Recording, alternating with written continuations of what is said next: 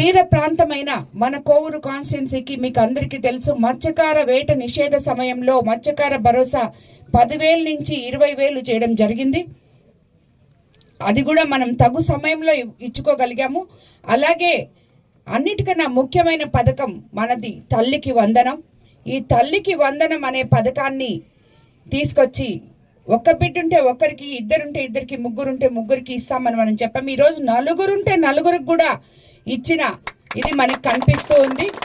ఆ తల్లుల ముఖంలో ఆనందం, పిల్లల ముఖంలో సంతోషం చూస్తే ఈ తల్లికి వందనం పథకం అనేది ఎంత గొప్పదో, అది ఇచ్చేసి వదిలేకుండా విద్యా రంగంలోనే మన యువ నాయకులు లోకేష్ బాబు విద్యాశాఖ మంత్రి సంస్కరణలు తీసుకొస్తూ ప్రతి స్కూల్ని సరిగ్గా సరిదిద్దుకుంటూ అక్కడ ఇన్ఫ్రాస్ట్రక్చర్ ఏదైతే వాళ్ళకి అన్ని అవసరాలు, నిత్య అవసరాలు అవసరమో అవన్నీ కూడా చేసుకుంటూ ఒక క్లాస్కి ఒకే టీచర్ అనే కాన్సెప్ట్తో మనకి నాణ్యమైన బ్యాగ్లు, బుక్స్ ఇచ్చి మళ్ళా మధ్యాహ్నం సన్న బియ్యంతో పిల్లలకి ఆరోగ్యంగా ఉండాలని భోజనం ఇస్తూ ఈ విద్యా సంస్కరణలు చేసుకుంటూ పిల్లల భవిష్యత్తును దృష్టిలో పెట్టుకొని బాటలు వేసుకుంటూ వాళ్ళు ఉన్నత స్థానాల్లో ఉండాలని బాటలు వేసుకుంటూ మనం ముందుకెళ్తున్నందుకు లోకేష్ బాబు గారికి ధన్యవాదాలు తెలుపుకుంటున్నాం. అదే